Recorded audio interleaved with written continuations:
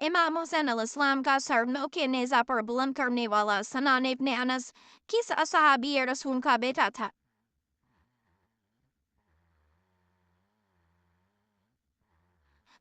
ملعون سنان ابن انس صحابی رسول انس ابن مالک رضی کا بیٹا تھا۔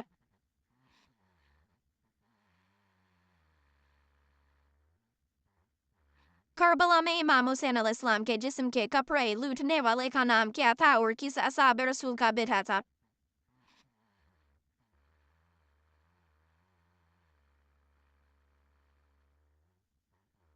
جاب کیس ابن اشعث نے امام حسین علیہ السلام کا پیرام لوٹا اور وہ صحابی رسول اشعث ابن کیس الکندی رضی کا بیٹا تھا۔ یزید کے لشکر کا سپہ سالار عمر ابن سعد کس صحابی رسول کا بیٹا تھا؟